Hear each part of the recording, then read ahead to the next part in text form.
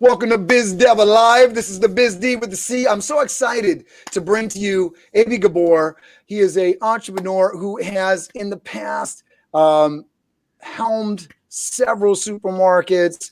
He's working with ACN now. We're going to get into it right after the Biz Dev theme. Be right back. Good morning, Barbara. Good morning, Hafsa and Bilal Salim. Thanks for checking in. Be right back with you right after the Biz Dev theme.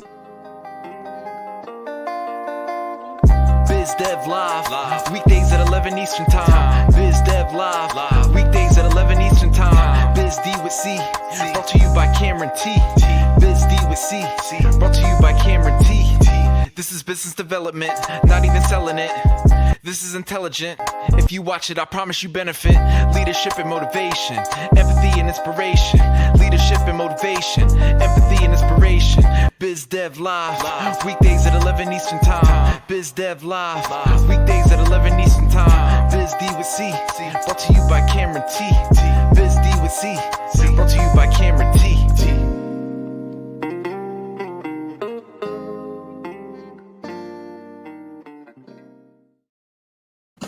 Hey, good morning, Rick.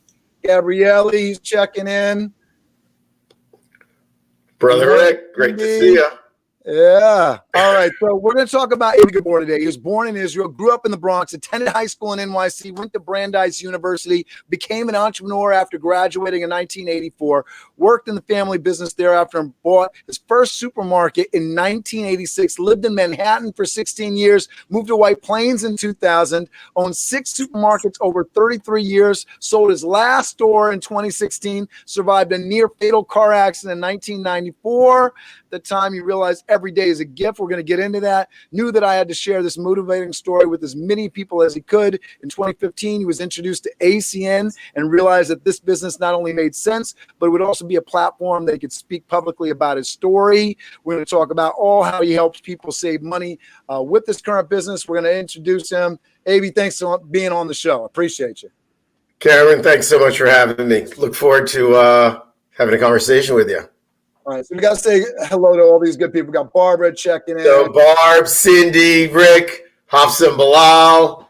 It's great to see y'all. Yeah. We got a lot of people checking in, so I'm so glad everybody did. I think you know this lady here. Oh, she's my angel. So we got to remember we're gonna stick a pin in it because this is your show. But we got to talk a little bit about Liz a little bit later. Absolutely, 100%. Fabulous better half. Yes, indeed. All right, so. I just want to hey, Carol, update people on what you are doing right now, who you are in this moment, and then we'll kind of talk a little bit about your history and a little bit about your experiences. But tell us what you're doing right now.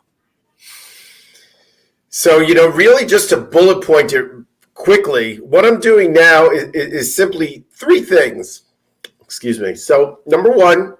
I'm helping people save money on bills of essential services that they have, want, need, and use every day.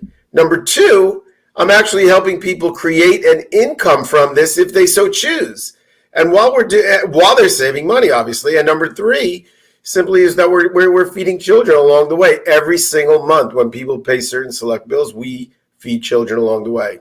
Talk to me a little about this because that's amazing, and I know I didn't mention it in the bullet points there, but you're partnering with Feeding America, is that right? Yes. So ACN partners with Feeding America. We're Feeding America partners with ACN. So every single one of these services that we all use every day, whether it's wireless, gas and electric, identity theft protection, credit card processing on the business side, internet connection, TV, all of these home alarms, all of these services that you can see that are essential. We use them every day. I guarantee you everyone here has used their cell phone today many times. Everyone here is on the internet, obviously. So with that, so a lot of these major companies partner with ACN. That's why when I saw this at first, it was all about saving money for my supermarkets. I was buying energy from third-party suppliers since it deregulated in the early 2000s. For those of you that are familiar with deregulation of energy, you'll understand what I'm saying. If you don't, it's no big deal. I don't mean to get too technical here.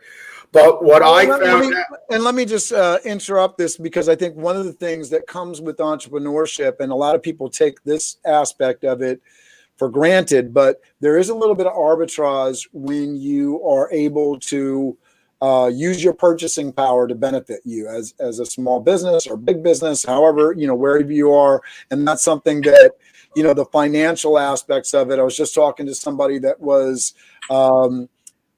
doing caricatures at a fall foliage festival on Saturday. I was talking to a guy in the skate park. I was telling you, I was hanging out with the kids that, they have not separated their business income from their personal income. And so having that separation so that you can do things with the business and, the taxes and all that stuff is a big part of entrepreneurship. So I want to call that out, because that's what I was hearing when you were saying, I leverage the business with ACN. So yeah, that's true. But what's amazing about this opportunity as well is that not only are you leverage, like you don't have to own a business to leverage yourself. If you're doing this specifically just to save money in your own home, well, imagine this. Imagine if you could save a few $100s every month on bills that you're paying for anyway. That's saving money is earning money. It's another way that you could leverage yourself, and taking more profit home from the business, or keeping more money that you would be paying on the home bills. Absolutely. Yep. So Let's get into it. Rick is making me laugh here with this All-Star game. Yeah. He's great. I love Rick. So talk to us about your history. I know there's some major takeaways that you want people to take away, some life lessons and sort of stuff. So let's go back as early as you want. I know we're going to talk about that near fatal experience. How far back do you want to go? And let's start there. Well, what I can tell you is this. I was brought up in a home with two parents that were both Holocaust survivors. And as a little kid, you don't realize what this is all about. And as I grew older, I realized how lucky and blessed I was to be put on this world. And they had an amazing attitude about life. They were just so grateful to be alive every day. And one of the lessons my dad always taught me was never, ever, ever to be jealous. Jealousy, he thought that was like the worst disease possible. Be happy with what God gave you, what you have. And naturally, he worked very hard. He was an entrepreneur himself for his entire life. One of the things he always taught me was never to get a job and work for someone, because when you're working for someone, well, then you're beholden to them. And this way, when you are able to work for yourself, you're in control one way or another. So that lesson was part of my upbringing. Now, fast forward. I love that, because I feel like anybody that has gotten tired of the rat race feels that, right? If you're working for a corporation, you got 3 or 4 different managers. I was there, right? You feel that. So that's a great life lesson that was instilled in you. That's wonderful. So, so that was a great life lesson. Obviously, I was educated. You said I graduated from Brandeis University. Then I went into business, and I did a number of different things. And I actually never thought I was going to go into the food business. That was a business that my dad was in, my brother was in. While I was growing up, it was part of our life. Was part of our life. And what I always saw was the way the two of them ran their businesses. I really felt like they were married to the business. And that's what I did not like. Then later on in life, I ended up morphing into this type of business as well. I was also involved in real estate. I was going to go to law school because I thought the law degree was going to be great in real estate. When I was working both businesses, I realized how much I missed the day-to-day interaction with people. And I also saw that the one store that I had at that time, I had a system put into place where I didn't have to be there all the time. That's when I said, this is the business that I want to stay and I want to be in. I did not want to go to law school. And that's when things escalated and grew in my food business. Can we talk a little bit about that? Because I want to continue on with the story, but I also want to sort of give some people some tools, right? So I think this is a major stopping point. Some people have success and with one store or one, business or product, but they're unable to grow. How are you able to get over that hump? So the main thing is really being able to leverage yourself. And Liz made me cry with that comment. I could just think of my dad now. Said that regardless of your bank account, always the richest man. Anyway, so the way I was able to grow was what I said before, leveraging yourself, giving other people responsibility, and also putting systems in place where you have double checks and triple checks. So in the supermarket industry, especially at that time, things have changed now in the 21st century, but at that time, it was a cash business. And it was always a concern that we had to count the money so no one would steal the money. Well, you know what? If you have a proper POS system, you could have other people touch the money. So I never touched the money anymore. And that's how I was able to grow the business, because that's when I realized, you know what? I don't have to stay here every day, be there at the end of the day to, see what came in and to close out the registers and so on and so forth. So when it comes to I think that's a major thing too, because I think that's where a lot of people fall short, is the trust and having a system in place to verify things and just let go. And so when I looked at a lot of my employees, the key was you look at key aspects and talent of what employees have. And for me, like the biggest talent, I believe, were the people that were honest. Simple as that. If you had the right people that showed great honesty, well, you could build upon that. Even if their talent level wasn't where it could be, you could always teach them. It's like people that aren't great free throw shooters, if they practice, I love using sports analogies all the time. If they practice often enough, they'll be a better shooter. Someone that might not be a great hitter in baseball, well, keep going back to batting practice and you'll get better. So same thing here, trust. Consistency is definitely the thing. It's definitely what I've been preaching, yeah. No question about it.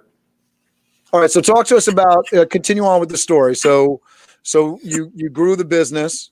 So I grew the business, and then what ended up happening, a winter day in 1994, it was actually February 22nd. It was my mother's 65th birthday, believe it or not. We had a lot of snowstorms that winter. We had a lot of meltdown. It was a beautiful sunny day. I was driving from one store to another, from Long Island to Queens. And then lo and behold, because there was a lot of meltdown, a Toyota pickup truck hydroplane lost control, went over the median, hit me head on. My car spun around a few times. I didn't realize that the dash fell on my foot. I was stuck there. And then Jaws of Life took me out. The EMT took me to the hospital. They said we might have to amputate. I said, you know what? Just get rid of the pain. Whatever you guys got to do, you got to do. I was actually feeling more pain in my shoulder than my foot, although they said the foot was the more serious injury of the two. Thankfully, they did not have to amputate. I had multiple surgeries. That was the beginning of my relationship with Liz. Thereafter, she kept I was in the hospital for 45 days after that happened. She was there almost every day. Our relationship, that was the very beginning of our relationship. So how did you meet Liz? So I met Liz. I think everybody wants to meet themselves with Liz, so this might be good for everybody. It's a great, great story. So I met Liz at a birthday party of at that time he wasn't, but now my brother-in-law, Liz's sister's husband. He was a gentleman that I used to play a weekly basketball game with. And I was invited to his surprise 30th party. So at that time I was single. I'm like, great, I'll go. I didn't even know there was a sister. I knew Debbie, but I was just, it was a party in a pool hall, 3 beers. I'm like, great, let's do it. Let's hang out. Free beer, yeah, right. Had me at the free beer. Go ahead. Anyway, so then lo and behold, and Liz knew that I was there. That's the unfair advantage that she had right from the beginning. we got into a conversation. We had a great conversation at the party. And then on a very casual basis, we went out for a number of months, once a week, maybe occasionally twice a week. I asked her to go on vacation with me. I never thought she would say yes. We went on vacation to Mexico for a week. Is this before or after the car accident? This is right before. I was leading right up to that. Okay, yeah, all right. Right up to that, we went on vacation for a week. The day after we arrived home, I got into this accident. Boom. Liz was like, and then I didn't call her. She's like, what's with this guy? You know, our relationship at that point got to another level because we were living with each other for 7 days. Then she gets a call from my best friend. What happened to me? Oh, my God. You know, she came to the hospital the very next day. And there are more details. We'll let Liz get into that at another time. And then lo and behold, you know, our relation, I was a captive audience. I couldn't go anywhere. So we really, at that point, she was like my angel that was brought to me. She was there all the time. And, you know, besides my family being there, et cetera. Because I mean, that can scare a lot of people away. And I have to tell you, there were people that said to her, listen, what are you doing taking the subway from Manhattan, where she lived, out to Jamaica, Queens every day to see this guy who can't even do much? And the more she saw, so I really, at that point, that's when I realized how, after a couple of days, realized how grateful I am to be living that what life is, and that God was looking down on me. It wasn't my time to go. The guy that hit me in the Toyota pickup truck was not wearing a seatbelt, and he passed away. He was killed. I did not know this at the time. I found this out later. His head hit the bar in between the windshield and the window. So I really, really felt blessed. I knew that every day was a gift from that point forward. And that positivity that I had every day is what I think attracted Liz to keep coming every single day. Listen, I was a mess. My face was all swollen and stuff. It certainly wasn't my outside that she was attracted to at that point. It was definitely what was inside. So, you know, whether, you know, doctors, nurses that came to take care of me, I always had that positive attitude. I got a lot of that from my dad, my parents. My dad would come every day with like boxes of fruit for the crew. You know, the staff in the hospital. And that's just the way he, you know, because he wanted them to treat me right. So he did it out of the kindness of his heart. And those are the type of things that I do for people, and that we do. We like to truly be servant leaders in what we do. And because I honestly believe when you pay forward, it comes back. And that's kind of what has transitioned now into my life with the way I conduct my business now. And I know you spoke a little bit to it, but talk to me about how you were able to focus on the positive, because I know, you know, you had supermarkets, you met Liz, just got off vacation, but that's got to be a tough thing to stay positive through. You know, a car accident is one of those things that comes along and changes your life. They're talking about amputating your foot. How did you stay positive through that? Great question, Cameron. Really great question. So I'll tell you the thing that triggered this. So my closest friend growing up, we went to elementary school together. We went to different high schools. He went to Princeton for college, and then he was going to go to NYU Law School. He had a grant for James Brady, who worked in I believe it was the Carter and Reagan administration, or at that time. He had a grant to work in Paris the summer before law school. And lo and behold, he got hit with some sort of virus and he lost his hearing. So imagine at like 21, you have your whole life in front of you. He got deaf completely. Then, you know, through multiple procedures, he was able to develop half his hearing in one ear, but then he lost that too. He had implants in his ear. And so my friend Phil, he really taught me, because he had the attitude of how he was just happy to be alive. And at 22, I mean, that's mature beyond your years. And I'll forever be grateful for him for teaching me that. And then after my accident, I spoke to him a couple of days later. And in the beginning, I was feeling a little sorry for myself with oh my God, what's going on? I didn't even realize quite the impact because I was still in shock. I was on morphine. Right. And, he just said, he would call me Gabes. That was a nickname of mine, putting my first name and my last name together. He goes like, Gabes, just, you're alive. You've got so much, to give to all of us. And that's when I realized, you know what, Phil, this is what you taught me, whatever it was. At that time, it might have been 10 years prior. So it was that always led to the positivity. Look, there are a lot. I dealt with a lot of minimum wage people and people that would complain about nothingness, Cameron. It was raining. Oh my God, I had to drive through the rain to get to work. I'm like, you were in a car. Did the wipers work? I want to clarify on that minimum wage thing. I think what you're talking about is what my wife commonly refers to is mal educados, which roughly translates into badly educated folks. You have folks that they're at the lowest rung on the ladder, not because they aren't capable of more, but because their attitude is sent them there, right? So I think that's what you were talking about. Hopefully I'm clarifying the right way.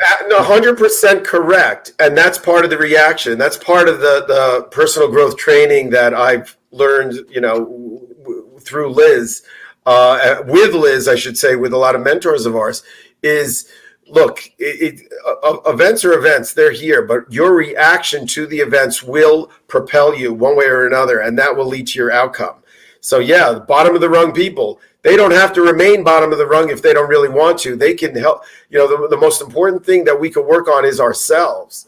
And this is something that I learned later on in life much more. I had the positive attitude, but the personal growth aspect is what I picked up in 2016. Yeah, I think it's really interesting, the discipline that goes into it. It's something that I'm working on every day, being disciplined, setting my schedule, setting my goals, making sure that I'm doing all the things to take care of myself, everything from going to bed on time to taking the vitamins and getting the workout in and getting some mental space and everything. Those things, if you're not doing that, it's very difficult to do a lot of the other things that you want to do in your professional life. I think that's something that, every coaching piece, it always has that in it. And there's a good reason for that because it is the foundation, right? Kudos to you. You got it. I mean, that's what it is. If you're not working on yourself, then you're not moving forward. Yeah, absolutely. We're always learning, and we can all, and yeah, I mean, we've heard this, countless times. When you stop learning, you're dying. So it's very, very important. So talk to us about that transition, because I know when I spoke to you personally, when we had our face-to-face months back now, right? We were talking about the supermarkets, and I think it was something that sort of blew my mind because of where I want to go in terms of my business. I was like, oh, this guy had a bunch of supermarkets, but you sold them off, right? And you talk about that, where you were starting to get clear, which I think is really interesting with people in business in particular, because sometimes you get into a business, but it's not really where you want to be. Sorry, my camera went out. But the clarity came for you. So talk to us about that. So what was it? We had a great run for a really long time in the supermarket world. But then all of a sudden, there were what I called, maybe myself and my brother together, we called them threats that were coming in that industry. I always felt that it was I hate using this terminology, but I really felt it. It was a recession-proof business. Everyone has to eat. And let's say the economy is going bad, like in, let's say, 2008, when, the mortgage industry and all the real estate went, and the markets went crazy. Even during a period like that, so people would go out to eat less. People always had to eat in the house. But what ended up happening was more and more different types of retailers brought in food because they wanted the quick turnover. They wanted that quick sale. So in the past, competition was the other supermarkets in the area, other types of food stores. But now all of a sudden you had organizations like Costco, Target start to emerge, and whoa, look at that. They then, not at first they didn't sell food, but then they did, aisles and aisles of it. And now every single one of these drugstores has a couple aisles of food. So every little bit took away. Gas stations. So, we realized, and also minimum wage was going up from what was, when I first started, $4 to $7 to $8 to $15. And the sense of entitlement of a lot of the young kids, and I don't like to speak in generalities, but it was the truth. It was like I was babysitting for people that were making $15 an hour. And that hurt the full timers because, there isn't a lot of margin in the supermarket industry unless I think that's one of the big challenges now is rethinking hiring, because I think that, just the way that you sort of had a system to step away from, the cashier with that first store, things have to evolve for businesses now. And you see it. I mean, it's unfortunate, but the challenge that you're facing is not an uncommon one. And you can see cashiers being replaced by machines. So now when you go to McDonald's, there's a screen instead of a person because it's easier and less money for them to have a machine, a high-cost computer there than a $15 an hour person. And what I think that speaks to is, our education. It speaks to business values, but it also speaks to the fact that we all have to, from parents to anybody that's entering the job industry, man, you gotta know what you want and not be in a place that you don't want to be, because unfortunately, you got a lot of people hustling and throwing themselves out there for jobs just to get the rent paid, but it's not really where they want to be. So when the business owner ends up, sorting through this pool, or the manager at the restaurant or the supermarket, they're dealing with folks that really would rather be someplace else, and you got to sort through a lot of people to get the right person. Yeah, great point. You really do have to know what you want, and even with whatever it is, and speak to that when you're out there presenting yourself. So one of the things that I loved was I've always been a people person, and in the supermarket world, I loved helping people grow with what they, in the way they were. Yeah. But what ended up happening was, so we were at a crossroads where we're either going to have to invest a lot of money to get our revenue up, I don't know, at least 20%, and I don't believe, and there was no, and that investment was going to be close to $1 million. There was no guarantee one thing was going to lead to another. We still had value in our leases, so we decided to move on. Now, I was introduced into ACN almost a year before I left, and it wasn't that I left one for the other, but I saw something else that just made so much sense that I knew that no matter what it was going to be in life, that there was another chapter. This wasn't going to be it forever. And lo and behold, this is what came my way. I love this because I think people don't appreciate the value of being open to opportunity, right? And I know that that's something that you're constantly, as you're pitching this business or the, services, are you open to the opportunity? Are you willing to listen? We're both a part of Master Networks. We got our Master Networks crew commenting like crazy in the comments here. So appreciative of them. The openness, when I started with Master Networks, something that just really, resonated, the whole bonding thing, that you're opening to listening to somebody's journey and life and seeing all the opportunity there. If you're not open to new opportunity or new experiences, you're not going to be exposed to them. So when you say that to me, that's what I'm hearing. Like, you opened yourself up to an opportunity. You found something that you enjoyed and desired more than what you were doing. And, something right now, so many people are pivoting. Renee Pride, who's also part of Master Networks, hit me earlier on in the process around March with, hey, you might enjoy what you're doing now more than what you were enjoying before. And, as a guy that entrepreneur, had a company for 9 years, it's like a gut punch, like, oh, what do you mean? I might enjoy doing now what I've spent so much time. I put so much blood and sweat and tears in this. What do you mean I might? And then I was like, oh, you know what? she's right. I think I do enjoy doing this more. I enjoy talking to my brother Abie here more than my daily grind on the staffing and just doing what I've been doing over and over again for the last 9 years. I enjoy this. I love talking about business. I love talking about people's personal journeys. So to have that kind of experience in my day, hey, let's make this apply every day.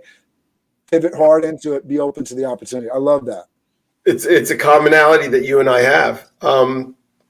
I'm enjoying this more as well. It's very, very different kind of work, but I enjoy it. And it came to me in a way where it just made sense on all of these things. It's not that I have a love for any of these services. It's just that it's something that we're going to have to live with for the rest of our lives. All of us.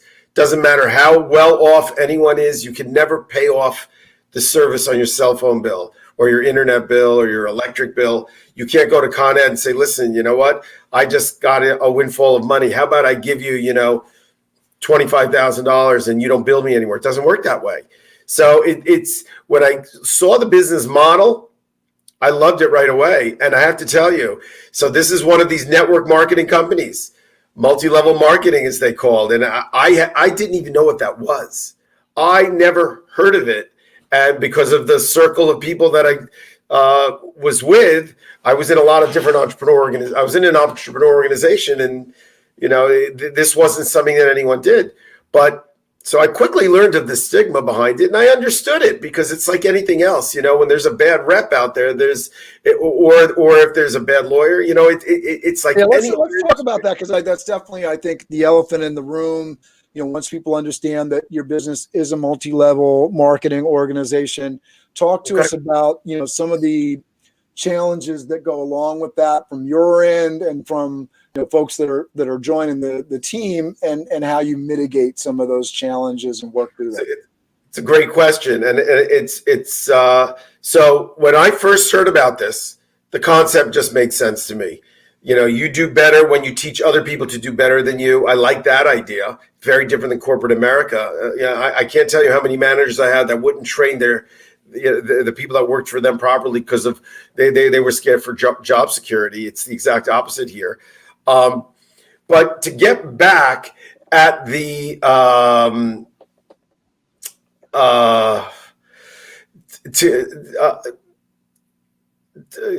was just a little distracted.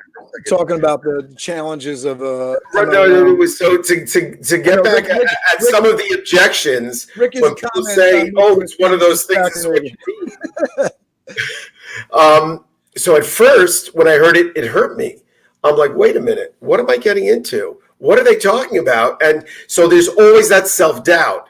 So the truth of the matter is you always need to take a step back and lean on the people that are helping you within this. If you believe in the people that explain this to you, and this is part of the problem, a lot of the people that we work with, and I don't mean myself and my organization, I'm blessed to work with I have Bilal and Hafsa Salim with me here. They didn't introduce me to the business, but they're true professionals in what we do. There are a lot of people, just like in a lot of industries, that are not professional in what they do. They'll sign people up, and then people will have a bad experience, and then lo and behold, that's what ends up turning people off to any opportunity whatsoever because someone promised them, join my team, you'll become a millionaire. You can't say that to someone because it's like any other business in the world. You have to give effort in order to become successful. It's that simple. You have to go to training. So I basically self-taught myself this business. I'll forever be grateful to the person that brought me into it. But I ended up after a short period of time not working with them because they just weren't effective for me. Let's just call it that. But I love that piece because I think that's something that's really important, whether you're doing Mary Kay or whatever kind of business that, the business might not be bad, but you may not be working with the right person for those people that are struggling but want to stick with it, that kind of thing. I think that's really important. I also like the idea of being upfront. Hey, this has cost to it. There's work involved. This is not going to be a magic thing that comes into your life and suddenly it's going to be raining money, which I think everybody is looking for, the get rich quick kind of thing. There's no such thing. There's no such thing in anything.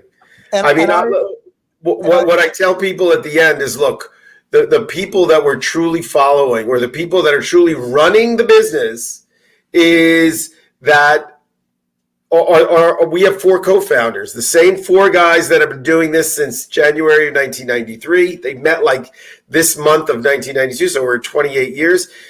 You know, everyone's got these, and the other people that are multi-level marketing know these terminologies, upline, whatever it might be. And, you know, they're great. They could be great. We're here to serve. And I'm really here to serve everyone on my team any which way that I can, for as long as I can. But at the end of the day, if you feel confident with the people that are running the company, that's what matters more than anything else.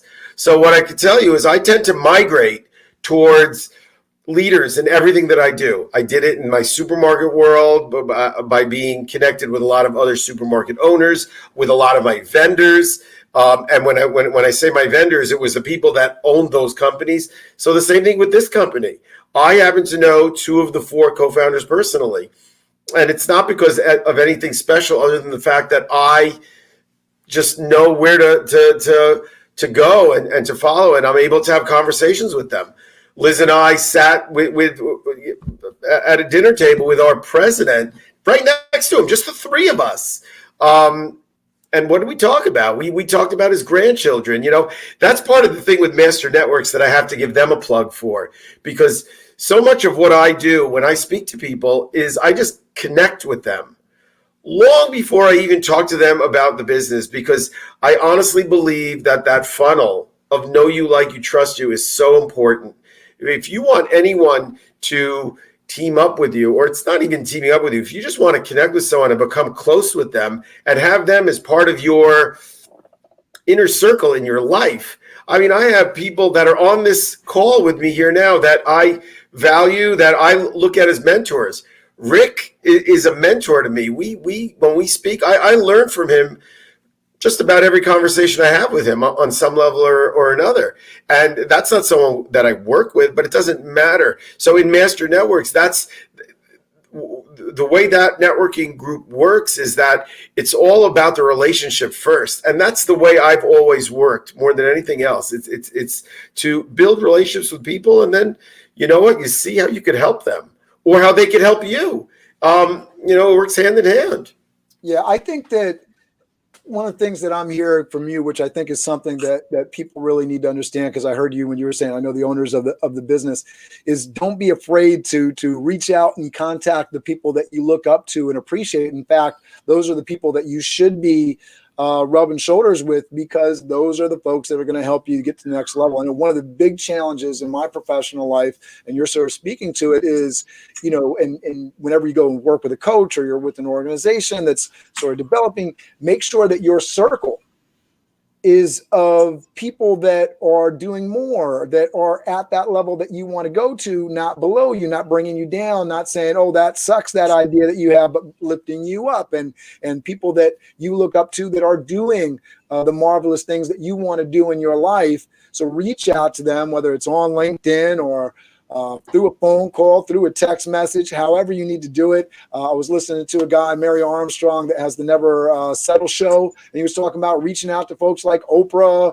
and Kevin Hart. He said, I don't know these people. And he's, you know, pretty famous dude, has his own show, but I didn't know about him. And of course, Oprah doesn't know him. Kevin Hart, he's like, I did videos. I sent them out to them so I can contact them. Go after those folks that you want to be in a room with, so that you can be in a room with them. That's what I was hearing from your story. I want to throw that out there. You're 100% correct. You never, ever hesitate to do that when it comes to being with people. So, I mean, I could give you another great story, and this just came to me right now. So, Jack Canfield happens to be one of my mentors. Liz is certified in his methodology. That's where I started my path on personal growth. She said, we're going to go on this week-long breakthrough to success. And that's where it all began. And since then, he's had a number of, he calls it 1 day to greatness seminars. And a buddy of mine from an organization that I used to belong to, it's called the Entrepreneur Organization. We'll talk about that another time. Wrote a book, and one of the chapters in his book happened to talk about one of Jack's success principles. And we went to this one day to greatness down to Washington, D.C., just me and him. We got these VIP tickets so we could be in the front, so we could have lunch in a room where there were 10 tables. Jack was going to sit at the one, and it was a major snowstorm. I picked up David anyway in Brooklyn, drove him down there, and he didn't think we would go. And I said, listen, I want to turn this guy onto this, to Jack, and make sure that he meets Jack personally.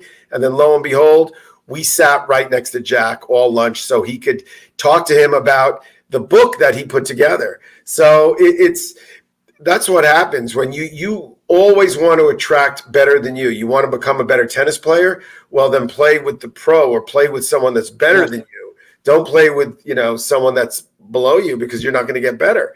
And it's the same thing. Like when I was introduced to my business in ACN, people would be like, you introduce it to the broke guy who needs it. Well, you know what? Introduce it to the business owner who sees how it makes sense. And that's how things really grow. You don't want to have the nicest house on the block. You want to live on a beautiful block so you can build up the value of your house. Yeah, dude, I like that. Success attracts success, right? I mean, you want to go after somebody that actually has that ability. I think a lot of folks that are in that. And so, when we talk about multi-level marketing, the first thing that comes to my mind, and I've had negative experience in my life about it, so I definitely, there's that taste there. But I'll have people reach out to me on Facebook and say, hey, I know you're an entrepreneur. I have an opportunity that I'd like to talk to you about. And I'm like, okay, sure. What is it? Oh, no, I have an opportunity that I want to. Oh, okay. What is it? And it's like this cloak and dagger thing to pull out what they're talking about. I'm like, all right, I'm done already. Right. So being open, being upfront, not, it doesn't need to be this thing, right? You can be out there and upfront with it. I love the idea of connecting people, making sure that the success part of it and the arbitrage kind of aspect of it too, right? Because those that have the ability to sort of gear up and use some of the services and show by example, those are going to be your prime folks, right? Not to say that anybody can't have an opportunity like that, but I know for myself, I'm able to get more points on my Visa MasterCard because I have a business that spends a lot of money through the card than somebody that is just doing personal stuff. So being able to use your business for you is such an amazing thing. And I love that you're focusing on that. And so much of it is just timing. You just never know when somebody's ready for something or really ready for something, and also how it's presented to them. I could tell you that people that are in the real estate world, what I do is such a perfect complement to what they do, but it doesn't mean that everyone gets it. In fact, most don't, and that's okay. It's fine. That my attitude is always like, if you want to save money, great. If you don't, great. If you see an opportunity where you might be able to make some money while saving, that's great. And if not, that's great too. My role is share information. Folks that might be watching, talk to us about how ACN kind of lines up with some of the stuff that they're doing. Well, very simply, when somebody sells someone a home or rents someone an apartment or a condo or whatever, look, those people are so focused on either getting their mortgage, the move itself. And when you could tell them, look, I could give you added value, because not only can you, am I selling you this home that you really like, or renting you this home that you're going to live in, but I could offer you your utilities at wholesale rates or at reduced rates. And depending on the realtor, whether they're the one that wants to do it, because let's say they don't want to wear a hat, say, you know what, I have a colleague of mine that works with me that'll help you do it. The realtor will, but this is the multi-level part of it, they'll be the realtor's customer and will be what we call an overriding customer on top of it, because that's the level that gets paid. But right. That's how it could work very easily. I have realtors on my team that do really well doing this. We offer the spectrum. which is the the internet cable company here in New York and in other places around the country. That's, that's just one of our partners. Everybody's got a cell phone, but that's not necessarily, the realtor aspect of it. But usually when you get someone as a customer for one service, they become customers of multiple services. Yeah, so, I love that. And I love that you actually answer that question, because you'd be surprised, or maybe not surprised, but sometimes I ask people about their business, and folks aren't always, the spiel isn't there, right? The piece that actually fits things together isn't there. So I really respect you for bringing that. You have to be transparent when it comes to anything in business. You know that, Cameron, right? It's very, very important. You got to tell them. Technology is not for a lot of people knowing it, right? Because they're not going to work with a business if the business isn't transparent for them. But doing it is a whole other thing, I find sometimes. So and that's okay. It's not for everyone. It's fine. Right. So when I work with people, that's something I got to let them know. It's not going to be for everyone. None. But I think, whether it's ACN or any other business, right? I mean, I think 100%, people aren't clear with what they're selling, or how they sell it, or how this actually benefits somebody. But they still want somebody to buy from them. So it's like, we got to connect these two things here. You want me to buy from you, but you don't want to tell me. Like, tell me what this thing does for me. How does this thing work?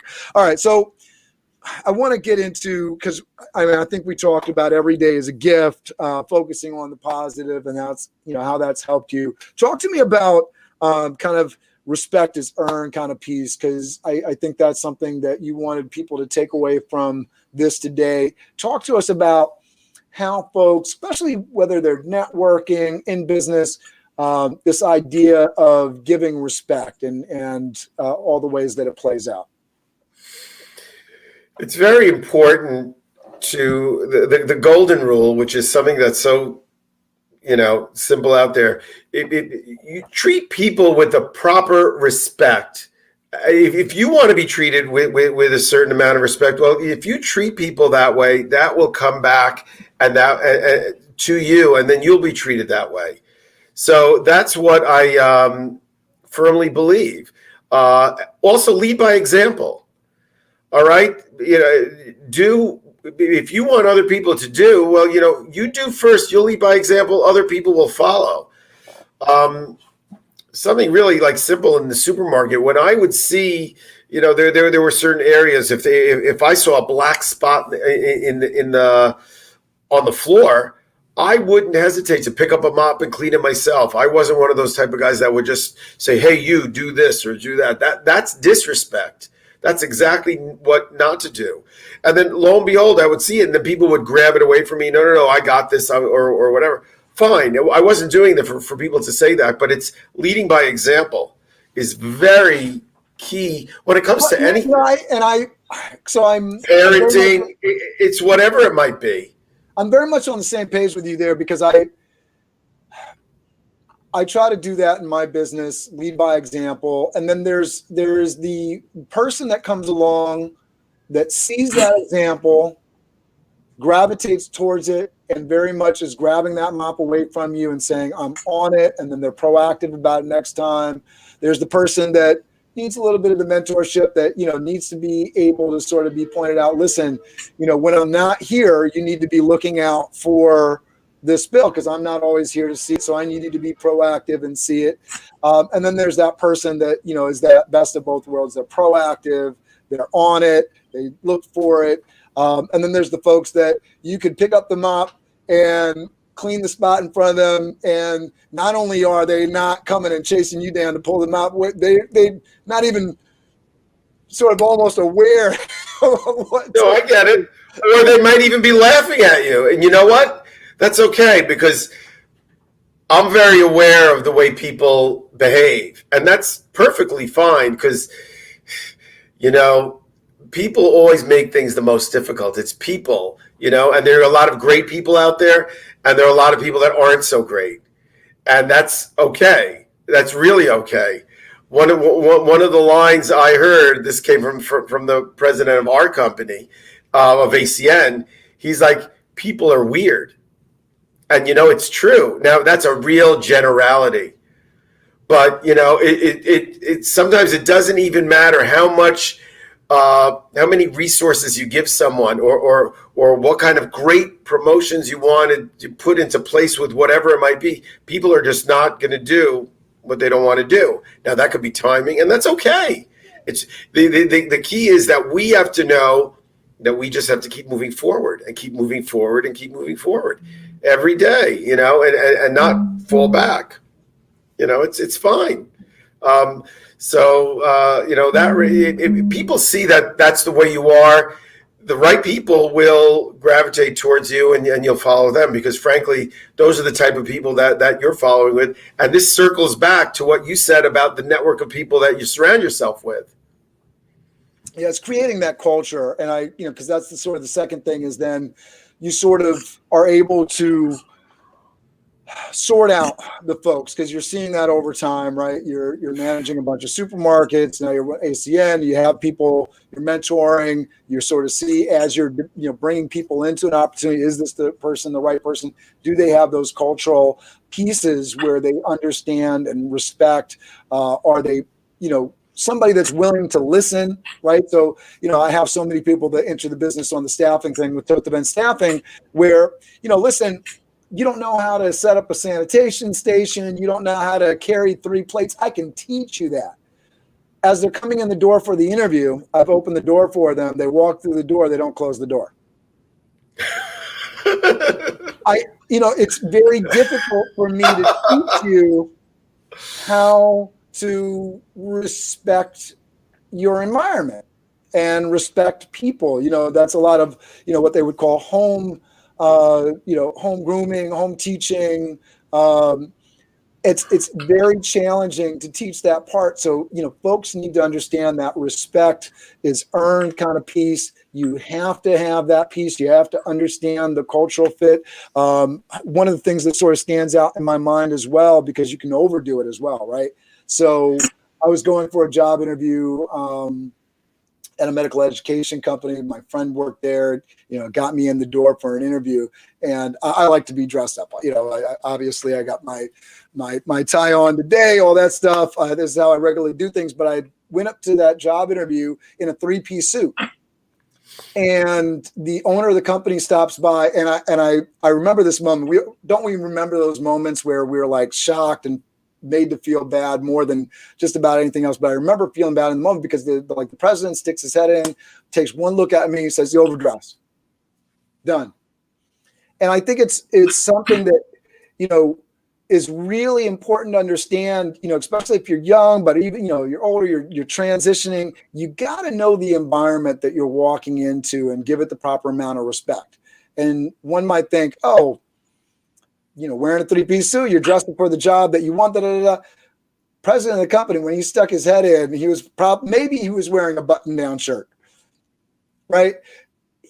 That wasn't. I'm surprised he said that to you.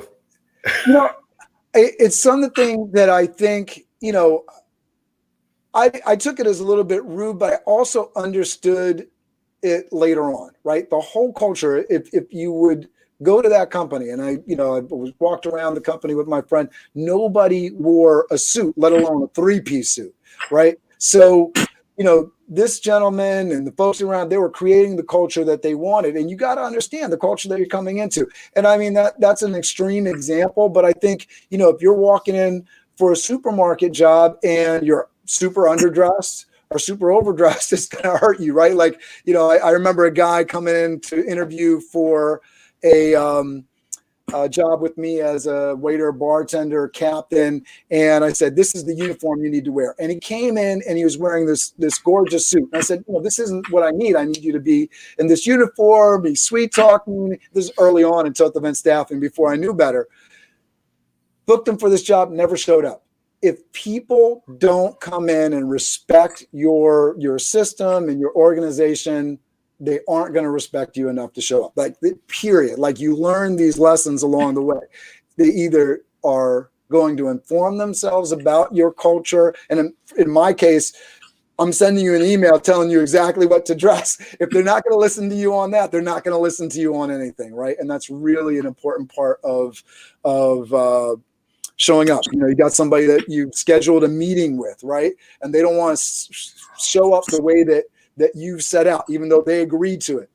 This is not somebody that you're going to have a good partnership with, right? The communication is off from the beginning. The respect isn't there. And I think those things in business, in terms of what you're talking to and that respect is given thing, big lesson that'll save a lot of people. You talked about partnering and, partnering being difficult, right? And challenging with folks, right?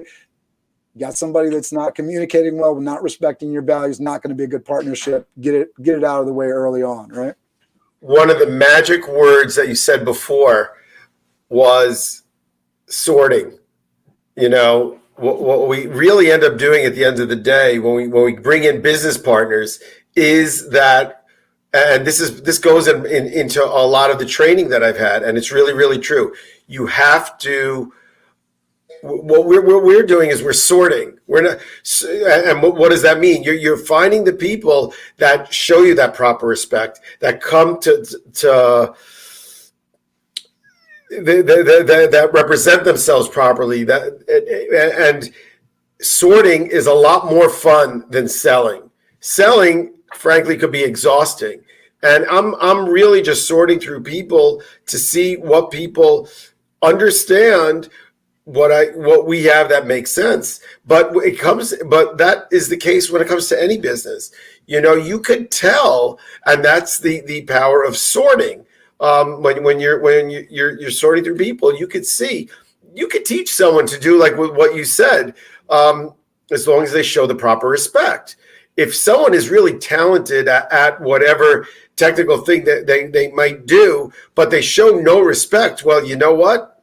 They're probably not going to be a good fit for your organization unless you could teach them to, and this sounds a little childish, but unless you could teach them to behave properly. So that was when you said that word, that's what got me smiling. Sorting is so key. Yeah, no, I think that's a big thing that a lot of companies don't do. They hire the friend's cousin, the sister's brother, like whatever. Like I think I just said sister's brother, but you got what I said, like brother-in-law, whatever. But I know what you mean. I've been there. You hire that first person that comes along, and there's probably 20 people that would elevate your business, be amazing for your business, really, really want the role, be inspiring in the role, be somebody that can move beyond the role and really help your business. And you're not even giving them a shot because you're just going with the first thing that comes along. Put the job ad out there, put yourself out there. A lot of what I'm advocating right now is video strategy. Put yourself out there. You're putting yourself out there, AB, today so that people can see you, so more people are drawn to you, and so that you can sort through them to find those people that are deserving both of your time, your relationship, your respect, your mentorship, and opportunity, right? And I think that's a big deal. I want to give you kind of a last word here and kind of have your closing statement and let everybody know how people can get in touch with you, how people can follow up with you for the opportunity with ACN, and just in general to get in contact with you and find out more. I know that there's got to be a book coming, AB, soon. Come on, let's go. Talk to us about how people can get in touch with you. And just for everybody that's watching, LinkedIn and Facebook link to Abie Gabor is down below. If you're on Facebook, over to one of these sides over here. You can find it in the details of the video, and you can link up with him on LinkedIn. Go ahead, Abie.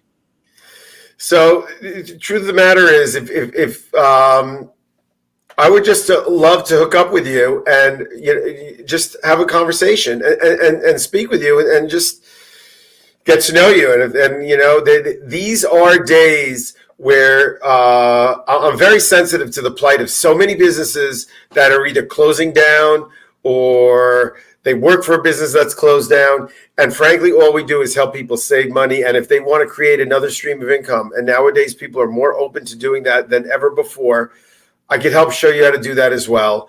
And with plenty of testimony, I'm there to be with you every step of the way, so that you could create another stream for yourself and look at it as an annuity on a residual basis. My email address is, you have my name down there, Abie. It's ABIE at abiegabor.com. Just send an email and we'll set up a time to get together. And I would, and you know what? I'm not even, if this is something that's not for you, that's okay. At the very least, I'm happy to do a free review and see where we could save you on your bills. It's Beautiful. that simple. All right, get in touch with Abie. He gave you the email address. Abie, say goodbye to everybody. Thanks for everybody being active in the chat. We really appreciate you. Hit that subscribe bell. Abie, say goodbye to everybody. Firstly, I just want to give it back to you, Cameron. Thank you for having me. You do a great job. And thank you all for watching. Great to see you. Have a great day. Crush it.